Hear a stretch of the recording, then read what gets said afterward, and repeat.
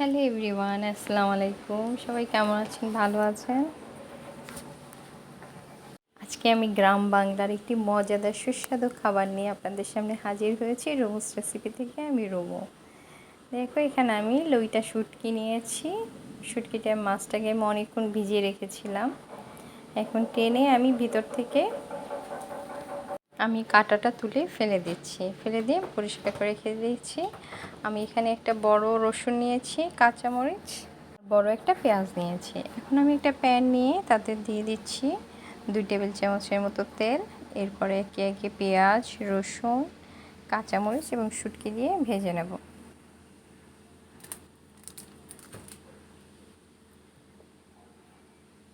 দেখো কত সুন্দর করে আমি এটাকে ভেজে নিচ্ছি। যখন মশলাটা পেঁয়াজ রসুন একটু ভাজা হয়ে আসবে, তখন আমরা এখানে দিয়ে দিব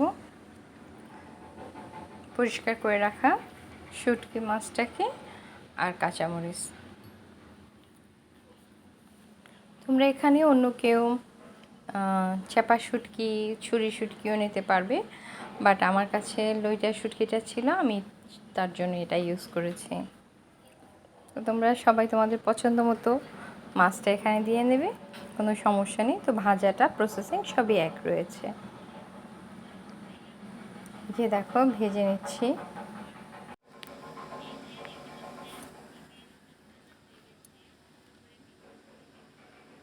আমি খুব ভালো করে ভেজে নিচ্ছি এটাকে। তোমরাও ট্রাই করবে, যেহেতু আমি মাছটাকে সিদ্ধ করে নিইনি, তাই আমরা এটাকে খুব ভালো করে ভেজে নেব যাতে কোনো গন্ধটা না থাকে। এখন দেখো ভালো করে আমার যখন ভাজা হয়েছে, আমি তখন দিয়ে দিচ্ছি হলুদ গুঁড়ো 1 টিস্পুনের মতো। এরপর দিয়ে দিচ্ছি জিরা গুঁড়ো 1/2 টিস্পুন, ধনিয়া গুঁড়ো 1/2 টিস্পুন, মরিচ গুঁড়ো 1 টিস্পুন। এই দিয়ে আমি খুব ভালো করে ভেজে নেব। মরিচটা কম দিয়েছি, আমি এখানে কাঁচামরিচ দিয়েছি তাই। তোমরা যারা আরও বেশি ঝাল খেতে পছন্দ করো তারা আরেকটু মরিচ দিয়ে নেবে। আমি একটু মরিচ কম খাবো তাই কম দিয়েছি। আর লবণটা তোমরা তোমাদের, যেহেতু ড্রাই ফিশে অনেক লবণ থাকে, একটু সল্টি থাকে বেশি, তাই তোমরা তোমাদের স্বাদ অনুসারে দিয়ে নেবে এখানে লবণটাও সবার পরিমাণ মতো। তো দেখতেই পাচ্ছ আমি সুন্দর করে ভেজে নিচ্ছি, ভালোভাবে ভেজে নিচ্ছি যেন মাছগুলো মশলা মানে পেঁয়াজ রসুন কাঁচামরিচ সবই সিদ্ধ হয়ে যায় একবারে। যে দেখো আমি আবার প্যানের গায়ে যাতে না লেগে যায় সেদিকেও খেয়াল রাখছি, জন্য বারবার নেড়ে দিচ্ছি। তেল কিন্তু খুবই সামান্য পরিমাণ দিয়েছি এখানে, তোমরা দেখি বুঝতে পারছো, খুব বেশি একটা তেল ইউজ করিনি। এই যে দেখো কত সুন্দরভাবে সিদ্ধ হয়ে যাচ্ছে। এখন আমি দিয়ে দিচ্ছি সামান্য পরিমাণ পানি, যেহেতু বারবার লেগে যাচ্ছে। আমি দিয়ে এটাকে আবার ঢাকনা দিয়ে ঢেকে দিয়েছি, আবার বারবার ভেজে নিচ্ছি। এই যে দেখো ভাজাটা কত সুন্দর হচ্ছে, দেখি তোমরা বুঝতে পারছো খুব সুন্দরভাবে মাছটাও সিদ্ধ হয়ে আসছে। রসুন কাঁচামরিচ সব কিছু একদম সব একবারে মিক্স হয়ে যাবে। আজকে আমি তোমাদেরকে না সহজভাবে দেখাবো, পাটায় না পিষে ব্লেন্ডারে না ব্লেন্ড করে কিভাবে প্যানের মধ্যে তোমরা এটাকে মিক্স করে ফেলতে পারো। আমি অফ ক্যামেরাতে আবার একটু পানি দিয়ে দিয়েছি মাছটা সিদ্ধ হওয়ার জন্য। মাছটাকে আমি একদমই আস্ত রাখবো না, সবাই মনে করবে যে ব্লেন্ড না করলে পাটায় না পিষলে এটা সফট হবে না, বাট আমি যেভাবে করছি দেখে নাও তোমরা বন্ধুরা, একদম নরম হয়ে যাবে, বোঝাই যাবে না যে এটা আমি ব্লেন্ড বা পাটায় পিষিনি বা বাটনাতে রাখিনি। দেখো দেখতে কতটা সুন্দর লাগছে। এই যে দেখো আমি একদম নেড়ে নেড়ে বারবার, আমি যতক্ষণ রান্নাটা করেছি একদম চুলার পাশেই ছিলাম। দেখো কতটা সুন্দর হয়েছে, এই যে ভাজাটা কত সুন্দর লাগছে দেখতে। একটু আবার প্যানের গায়ে লেগে গিয়েছে, এটা সিরামিকের প্যান তো বারবার লেগে যাচ্ছে এর জন্য। বা তোমরা চাইবে ননস্টিকি প্যান ইউজ করবে। দেখো আমি কিন্তু কাঁটা চামচ দিয়ে এগুলোকে সব একদম পেস্ট করে নিচ্ছি। এতটাই নরম হয়েছে যে কাঁটা চামচ দিয়ে প্রেস দেওয়ার সাথে সাথেই ভেঙে যাচ্ছিল। আমি ওটা রেখে এখন বাটনার যে যেটা আছে ওইটা দিয়ে আমি পুরো মিক্স করে নিচ্ছি সব কাঁচামরিচ, রসুন, পেঁয়াজ আর মাছটাকে একদম ভর্তার মতো করে ফেলবো এখানেই। তো দেখো কতটা সুন্দর লাগছে আর কত ইজিভাবে হয়ে যাচ্ছে। তোমাকে আর প্যান ইউজ করতে হলো না বা বাটনাতেও দিতে হলো না বাটার জন্য। আমি প্যানের মধ্যেই একদম লো ফ্লেমে দিয়ে কাজটা করে নিচ্ছি। এই যে দেখো যেখানে একটু আস্তে আস্তে আছে এখান থেকে তেঁতলে নিয়েছি। দেখো কতটা সুন্দর হয়েছে, একদম ভাজা ভাজা হয়ে গিয়েছে। তোমরা এভাবে করবে, আমি আশা করি তোমাদের কাছেও খুব সহজ লাগবে, খুব সহজ মনে হবে আমার রান্নাটি।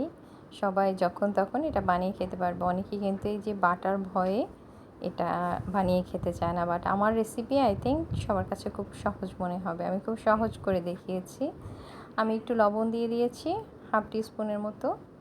যে দেখো এটাকে আবার একটু ভালো করে ভেজে নিচ্ছি, একদম মিহি হয়ে গিয়েছে। এখন দিয়ে দিচ্ছি কিছু ধনিয়া পাতা কুচি। তুমি ড্রাই ফিশে ধনিয়া পাতা না খেতে চাইলে এটা স্কিপ করবে, বাট আমি একটু দিয়েছি যেহেতু লাউ পাতার ভিতরে দিয়ে দেবো তাই একটু ঘ্রাণ আসবে সুন্দর। তাই আমার ভিডিও দেখতে দেখতে তোমরা যারা এতক্ষণ পর্যন্ত চলে এসেছো, এত দূর পর্যন্ত চলে এসেছো, প্লিজ আমার ভিডিওটাকে লাইক করবে, লাইক কমেন্টস করে পাশে থাকবে। তোমাদের কমেন্টস পড়তে কিন্তু আমার ভীষণ ভালো লাগে। তো তোমরা আমার ভিডিও দেখে কমেন্টস রেখে যাবে, আমি যাতে করে তোমাদেরকে ধন্যবাদ জানাতে পারি। আর যারা আমার সাইলেন্ট আপু ভাইয়ারা সবাই আছো, তোমাদেরকে অসংখ্য ধন্যবাদ, অনেক অনেক ভালোবাসা ও দোয়া রইল তোমাদের জন্য।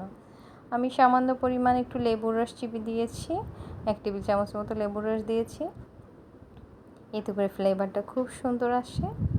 এই যে দেখো আমি এখন নিয়ে নিয়েছি লাউ পাতা, দেখো কতটা সুন্দর ফ্রেশ। তোমরা এরকম এভাবে নিশ্চয়ই সবাই জানো কীভাবে পরিষ্কার করে নিতে হয় লাউ পাতাটাকে। আমি আঁশটা ফেলে নিয়েছি, ধুয়ে পরিষ্কার করে নিয়েছিলাম, যার জন্য আমি সরাসরি বসিয়ে দিয়েছি এখানে। দেখো কতটা সিকিউর করে দিচ্ছি। আমি এটার ভিতরে পুরটাকে দেব, যেহেতু পাতুরি বানাচ্ছি। তোমরা তো অবশ্যই জানো পাতুরিটা কীভাবে বানাতে হয়। যারা না জানো, আমার ধারণা এত সহজ করে আমি দেখিয়েছি, তোমরা খুব তাড়াতাড়ি শিখে যাবে। যে দেখো আমি ফোল্ডটা দেখিয়ে দিচ্ছি, দুপাশ থেকে তুলে নিয়ে এপাশ থেকে দিয়ে, মানে এটা শুধু চোখে দেখার ব্যাপার, এটা বলার তো কিছু নেই। এই যে দেখো কতটা ইজিভাবে তৈরি হয়ে গেল, দেখতেই বুঝতেই পারছো। এটা কিন্তু খুলে যাবে না, যখন আমরা প্যানে দিব তখন এটা বসে যাবে। আমি আবার দেখিয়ে দিচ্ছি তোমাদেরকে। যে দেখো লাউ পাতাটাকে নিয়ে সুন্দর করে বিছিয়ে বসিয়ে দেবে প্লেটের উপরে। আর পাতাটাকে না ভালো করে ধুয়ে নেবে, লাউ পাতায় কিন্তু বালু থাকে অনেক, এটাকে ভালো করে ক্লিন করে নিতে হবে। যে আমি সিকিউর করার জন্য যাতে বের না হয়ে যায়, আবার ছোট একটা পাতা উপরে দিয়ে বসিয়ে দিয়েছি। এই যে এখন দিয়ে দিচ্ছি পুরটা, মাছ ভাজা মাছটা।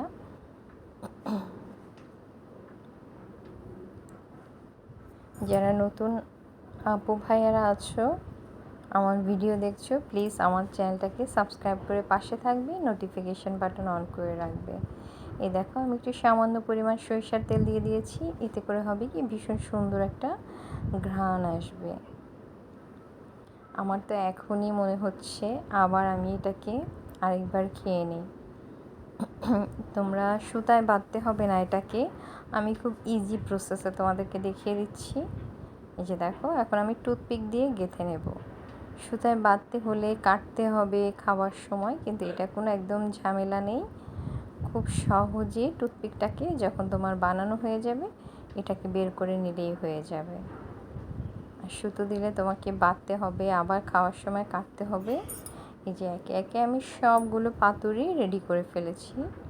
অফ ক্যামেরাতে দেখে বুঝতেই পারছো কতটা সুন্দর হয়েছে। এখন আমি প্যানে দিয়ে দিচ্ছি সামান্য পরিমাণ সর্ষের তেল, সেখানে পাতাগুলো দিয়ে দিচ্ছি, পাতুরিগুলো তৈরি করে রাখা। দেখো কত বড় বড় দেখাচ্ছে, বাট ভাজার পরে না একদম ছোট হয়ে যাবে। সবসময় আমাকে যেসব আপু ভাইয়ারা, আমার প্রিয় আপু বন্ধুরা আমাকে সাপোর্ট করো, কমেন্টস করো, তোমাদের জন্য অসংখ্য ধন্যবাদ, অনেক অনেক ভালোবাসা ও দোয়া রইল। তোমরা আমার জন্য দোয়া করবে সব সময়, এমনভাবেই পাশে থাকবে, কমেন্টস রেখে যাবে, যাতে করে আমি তোমাদের সাথে ধন্যবাদটা বিনিময় করতে পারি। দেখো দেখতে কতটা লোভনীয় লাগছে। কার কার দেখি পাতুরি খেতে ইচ্ছে করছে বলো তো, লাউ পাতার পাতুরি। আমার কিন্তু ভীষণ পছন্দের, আমার বাসার সবাই পছন্দ করে।